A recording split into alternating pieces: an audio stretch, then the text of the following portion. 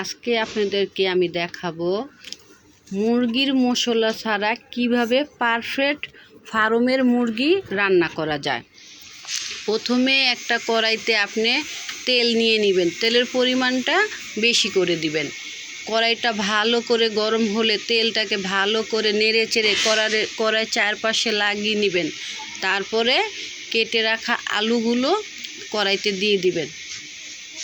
কড়াইতে সবগুলো আলু দেখবেন কি সুন্দর, তেলটা যখন ভালো সুন্দর মতো গরম হবে তখন আপনি আলুগুলো ছেড়ে দিবেন। সব আলুগুলো একসাথে দিয়ে ভালো করে আপনারা আস্তে আস্তে নাড়াচাড়া দিবেন, একদম মাছের মতো করে চারপাশ উল্টে দিবেন। তারপরে দেখেন আমার আলুগুলো কত সুন্দর একটা কালার চলে আসছে।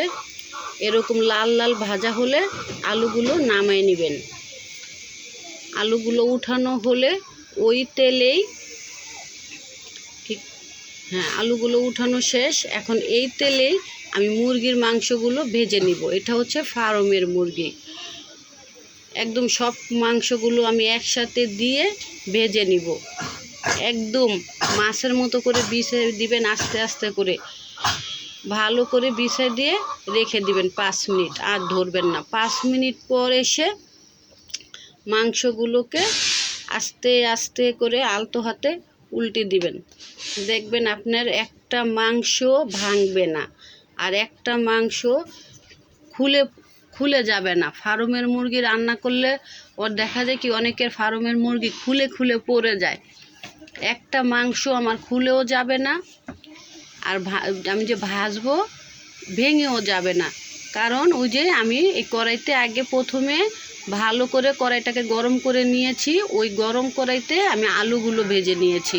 সেজন্য আমার মাংসগুলো একদম পিস বাই পিস আমার মাংসগুলো থাকবে। একটা মাংস খুলেও যাবে না, ভেঙেও যাবে না। দেখেন মাংসগুলো 5 মিনিট পর আমি উল্টে দিচ্ছি, কত সুন্দর একটা কালার চলে আসছে। আবার 5 মিনিট আমি মাংসটাকে ভাজবো। ভাজার পরে দেখছেন কত সুন্দর একটা কালার। নামিয়ে নিব। মাংসগুলো নামানো একদম আস্তে আস্তে সুন্দর করে এরকম একটা বড় চামচ দিয়ে মাংসগুলো নামিয়ে নেবেন। একটা মাংস আমার ভেঙে যায় নাই। মাংসগুলো আমার একদম কালা ভাজাটা পারফেক্ট হয়েছে। তারপর ওই তেলে সামান্য পরিমাণ তেল দিব। মনে হচ্ছে যে আমার তেলটা আর একটু লাগবে, কমে যাবে। সামান্য তেল দিব। দেখেন আমার মশলা, তেজপাতা, আস্ত জিরা, এলাচ, দারচিনি এগুলো আমি তেলের মধ্যে দিয়ে দিব। তেলে দিয়ে 2টা নাড়া দিয়ে নিব। তাহলে কি হবে, আমার মাংসটা খেতে খুব মজা হবে। মশলাগুলো ভাজা হলে দিয়ে দিব পেঁয়াজ। পেঁয়াজগুলো দেওয়া হলে একদম সুন্দর করে একসাথে মিলিয়ে ভাজবো। যখন এরকম লাল লাল কালার চলে আসবে তখন আমি কিছুটা পেঁয়াজ উঠিয়ে একটা অন্য বাটিতে রেখে দিব।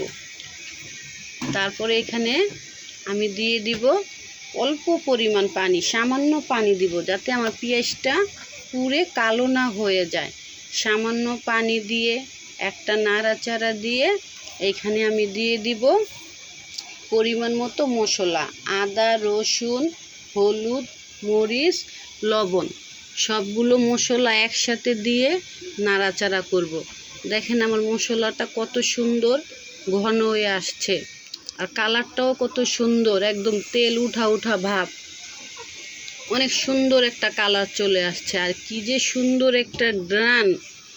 ওই যে আমি মশলাটাকে আগে ভেজে নিয়েছি আস্ত জিরা, আমি জিরাটা কিন্তু গুঁড়া করে দেই নাই, জিরাটাকে আমি বেটে দেই নাই। আমি সবসময় তরকারিতে আস্ত জিরাটা ব্যবহার করি, তেলে ছেড়ে দেই জিরাটা। এইটা আবার তরকারির অন্যরকম একটা স্বাদ বাড়ায়। দেখেন আমার মশলাটা একদম ভাজা ভাজা হয়ে গেছে। এখন এই মশলায় আমি দিয়ে দিব আমার আগে থেকে ভেজে রাখা আলু আর মাংস দিয়ে একদম আলতো হাতে আমি এটাকে নাড়াচাড়া করব। আমার আলুটা কিন্তু আমি আগে খুব একদম ভালো করে ভেজে নিয়েছি, মাংসটাকে আমি ভেজে নিয়েছি। আমি বলতে ভুলে গিয়েছিলাম, মাংস আর আলু আমি কিন্তু 10 মিনিট হালকা লবণ, হালকা হলুদ আর সামান্য মরিচের গুঁড়া দিয়ে 10 মিনিট আমি মেখে রেখেছিলাম, যাতে মাংসটা এই যে ভাজার পরে হয় কি মশলাটা ঢুকতে চায় না, এজন্য আমি অল্প সামান্য হাফ চামচ করে মেখে রেখেছিলাম। তাহলে ভাজলে আপনি একদম পারফেক্ট, এটা খেতে অনেক মজা, কারণ ভিতরে আগেই মশলাটা ঢুকে গেছে, আমি 10 মিনিট রেখে দিয়েছিলাম। ভাজার পরে দেখেন মশলাটা কষানোর পরে কত সুন্দর একটা কালার চলে আসছে। এই কষানো মাংসটা দিয়েও আপনি 2 প্লেট ভাত খেয়ে ফেলবেন। একটা কাঁচা মরিচ, সাথে পেঁয়াজ, এক চিল লেবু দিয়ে এই কষানো মাংসটা তো একদম পেট ভরে খেয়ে ফেলবেন। এই মশলাটা এত সুন্দর একটা গ্রান, আর যেহেতু আমার মাংস আলু আগের থেকেই ভাজা, পরিমাণ মতো পানি দিয়ে নাড়াচাড়া করে রেখে দিবেন। দেখেন আমার তরকারির ফাইনাল লুক, কত সুন্দর একটা কালার চলে আসছে। আমি যে আগে থেকে বাটিতে উঠে রেখেছিলাম সামান্য পেঁয়াজের বেরেস্তা, সেটা ছেড়ে দিব। দেখেন কত সুন্দর কালার। আশা করি আমার তরকারিটা আপনাদের ভালো লাগবে। খেয়ে অবশ্যই কমেন্টে জানাবেন অল্প মশলায় কী করে মুরগির রান্না সুস্বাদু করা যায়।